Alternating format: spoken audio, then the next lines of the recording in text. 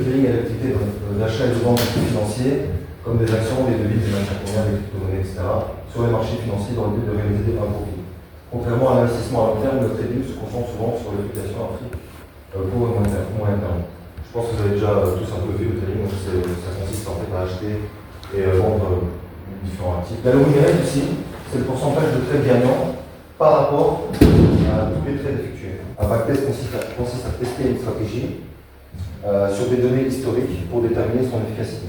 En trading, il faut minimum 200 trades d'échantillon pour voir si une stratégie est rentable. Okay. À partir du moment, voilà, si on a un graphique qui monte sur 200 trades, c'est bon. C'est bon. Là, j'ai pris 75 pour ce que j'avais, on a plus de 500. Bref. Et c'est juste pour montrer un échantillon, on voit juste que sur ces 3 mois, on est rentable parce qu'on a fait 62 et quelques d'ailleurs. Voilà, c'est comme ça qu'on peut voir si une stratégie est rentable ou pas. Et aussi, grâce aux résultats ici, quand on gagne ou on perd, on peut prévoir potentiellement combien de fois on va perdre d'affilée, etc. Ouais. Pour adapter tout ce qui est management, etc. Mais ça, c'est tout. Parfait. Voilà, c'est tout. Ouais, c'est tout. Du coup, salut les gars. Du coup, petite mise à jour. Donc là, il est un peu plus de 11 h et donc j'ai pris un trade ici sur le Nasdaq, un Nasdaq futur. Voilà. Bon, je vous le montre rapidement en fait, tout simplement. Bref, bon, on est rentré ici selon la stratégie et on est en train de prendre le mouvement. Alors bon, là, je vous montre un petit TP pour vous faire kiffer. Mais bon, après c'est pareil, hein, il y a aussi des SL, il y a aussi des pertes, c'est normal. Donc voilà, SL, peu importe, TP, peu importe. On applique la strat et c'est sur le long terme parce que statistiquement on a plus de TP et qu'en plus on gagne plus que ce qu'on perd à chaque fois. C'est comme ça qu'on est rentable en fait sur le long terme, tout simplement. Mais là, bon, je voulais juste vous partager ça. Donc, bien évidemment, là, je l'ai exécuté sur un challenge. Hop, voilà. Là, vous voyez un 100K FTMO challenge. Et il est là. Donc oui, il y a eu un signal ici. Ok. On a coupé ici. Perte partielle, petite perte. Et là, c'est parti. Jusqu'au TP normalement. Voilà.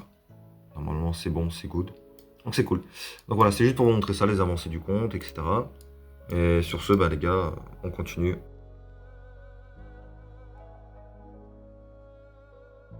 Hier, il y a eu pas mal de signaux. Il y a eu pas mal de trades aussi. Alors, je vais vous montrer ça. Bon, là, je suis en replay. Beaucoup, en fait, le début du mois de novembre n'était pas très actif. Il y avait très peu de signaux. Mi-novembre, ça commence à enchaîner. Du coup, donc aussi hier, il y avait quelques SL aussi partiels sur le Gold et puis finalement, et sur le Nasdaq aussi. Et puis finalement, sur le Gold, on a eu un TP que j'ai pas pris. Voilà, donc c'est dommage. Je l'ai pas pris. Pourquoi? Parce qu'en fait, j'étais tout simplement pas ni chez moi devant l'ordi. Donc du coup en direct, on est le 14 donc, novembre, on est l'après-midi, 14 h, quasi 15 h, ok, de l'après-midi. On est en train de trader, donc j'ai pris une position sur mon compte, ok, donc ça c'est un challenge FTMO, je vais vous le montrer ici, et bien ici. Voilà. Du coup, j'ai pris un trade ici, vous voyez, bon, 3 petites positions, on est à 1000 balles de risque. 1000 $ de risque, voilà. Et on va voir ce que ça donne. C'est assez volatile, donc là, il est remonté pas dans notre sens. Là, ensuite, il a bien descendu dans notre sens parce que oui, c'est un short. C'est un short sur donc, le Nasdaq. Parce que voilà, mon pote, lui, il est en stage, hein, donc voilà, pas le choix. Il peut pas trader. Moi, j'ai pris son compte à lui, je me suis connecté sur la page web. Hop. Et du coup, d'ailleurs, ouais, on verra. Son compte, il est quand même en négatif. Comme le mien, de toute façon, on est en train de le remonter. Mais on verra ce que ça donne. Donc là, peut-être c'est moi qui va déglinguer son compte, mais bon. Ou alors c'est moi qui va la remonter. Mais en tout cas, je dépanne. Voilà, on fait les choses. Une petite mise à jour. Bon, voilà. C'est quand même impressionnant. Bon, c'est un cas spécial, un trade assez spécial. Donc voilà, on est en sell. Donc en fait, pour ceux qui ne comprennent pas, donc on gagne de l'argent, on fait des profits quand le marché baisse, justement. Et là, c'est quand même assez fort. Et en fait, ce qui est intéressant, hein, c'est parler de ce cas-là. C'est que donc, en fait, j'étais rentré ici. Bon, même un petit peu en retard ici, mais en tout cas, dans cette zone-là, on devait rentrer. Très bien. Donc, le marché, il a continué à monter. Hop, et ici, déjà, il y avait des doutes. Bon, il était monté. Ensuite, boum, il a chuté. Et là, je m'étais dit, ok, bon, Il y a moyen que petit à petit il range. Et ensuite, bah ok, si ça va dans notre sens, parfait. Sinon, c'est normal, ça fait partie du plan, pas de problème. Peut-être que j'aurais même pas regardé autant le graphique, je me serais pas autant inquiété, on va dire ça comme ça. S'il n'y aurait pas d'annonce économique, parce qu'ici il y avait une annonce, et donc on l'a pris juste après une annonce, mais bon, on suit notre stratégie, parce qu'il y avait un signal, point barre. Et alors, peut-être qu'il y en a, ils ne seront pas d'accord ou quoi, mais bon, peut-être que par après, ce sera des choses à modifier aussi dans la stratégie, ou quoi que ce soit, ne pas trader juste après une annonce ou quoi que ce soit, et aussi, 15h30 ici, je sais plus quel moment ici à peu près, c'est l'ouverture américaine, ok. Donc du coup, je me disais, ok, ça va ranger, et puis on ne sait pas dans quel sens ça va partir. Et puis ici, boum, ouverture américaine, c'est cette bougie là ou celle-là, boum, ça monte, ça monte, ça monte, ça monte. Et quand j'ai vu le truc mais monter en quelques secondes comme ça aussi rapidement, il y avait une sorte de pensée de couper le trade. Mais non en fait, parce qu'il se peut qu'ils viennent juste tester ces niveaux-là et qu'ils repartent. Et puis même en fait, on sort quand on a un signal en fait, et on le sait grâce à nos stratégies, voilà, avec des indicateurs, etc. Donc il se peut qu'en fait, statistiquement, voilà, il y a des trades, il y a des choses qui se sont passées comme ça déjà. S'il faut qu'il touche le SL, très bien. Bah, il touchera le SL. Et puis je m'étais même dit, ouais, ça se trouve, il va monter. Mais peut-être que d'un coup, il va redescendre, je ne sais quoi. Et c'est quand il va redescendre que là, on aura notre signal de sortie. Et donc finalement, on serait rentré là, sorti un peu plus haut, et on aurait fait quasi pas de perte. Donc voilà. Ensuite, bah en fait, voilà, avoir tenu le trade, ça paye. Parce que finalement, ça va exactement dans nos sens. C'est parfait. Bon, non, le TP, il est un peu plus bas. Voilà, on va tenir les trades. Si ça se retourne vite fait, enfin même pas vite fait, pardon, mais fort, on verra. Mais bon, bref. Donc voilà, faut suivre le plan.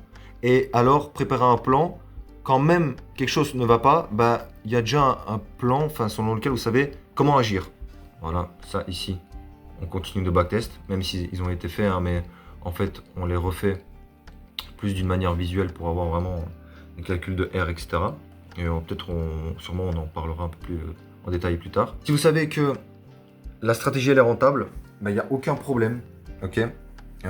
Faut se fier à la strat. C'est bien d'implémenter un money management et un trading management. Donc du coup, couper peut-être les pertes avant de perdre le risque complet. Donc de nouveau, hein, on risque un R, vous savez. Donc un R c'est un risque, par exemple 1000$. Nous, on risque 1000$ sur chaque trade. Enfin 900 maintenant, parce que le compte il est un petit peu en drawdown. Mais bon, dès qu'on estime qu'on sera à 1000, on pourra mettre 1000. Et puis 2000 aussi d'ailleurs. Deuxième trade, ici un peu plus tard, on est rentré ici. Et pareil, le trade est très très bien parti. L'objectif il était ici, hein. Vous voyez à chaque fois l'objectif était ici. Moi je m'étais pris une règle avec mon coach, même avec le coach, comme quoi 3/4 du chemin vers le TP à peu près ici, je me mets BE. Donc je rapproche mon SL et je me BE. Hop, comme ça, même s'il revient contre moi, le trade, ben, je risque plus rien. Mais même à ce moment-là, le coach s'était mis BE. Et moi aussi, je me suis mis BE. Pourquoi? Parce que le move était bien agressif dans notre sens. Hop. Et l'idée, c'était quoi? C'est que, bah, oui, ça fait partie de la stratégie, c'est juste un indicateur, hein. Ici, donc, l'ADX nous montrait une belle force des vendeurs. Et je m'étais dit que même après cette impulsion, s'il retrace, pas de problème. Pourrait peut-être retracer ici, nous BE et puis repartir dans le bon sens. C'est exactement ce qui s'est passé. Donc moi j'ai mis mon stop loss ici. Je me suis fait BE, donc je suis sorti avec 0, donc ni perte ni gain. Il est reparti, mais finalement, il a commencé à donner une structure haussière du marché. Et, selon la strat, si on n'aurait pas BE, parce que par exemple en challenge on n'est pas obligé de BE, et ben on serait sorti à peu près ici de nouveau avec une demi-perte à peu près. Ce qui limite la casse à chaque fois, ce qui est bien. Mais bon, voilà, ben, cette fois-ci on a carrément BE, donc on a encore plus protégé le trade. Mardi, il n'y a pas eu de signal, si, pardon, il y en a eu juste un seul, ici, on était rentré ici à peu près, et directement, boum, on était sorti ici. Ici là, je me rappelle, donc avec une toute petite perte, ben, quasi BE quoi. Et ce qui est très fort, parce que sinon on se serait pris ça là directement. Mais ça on ne s'est pas pris.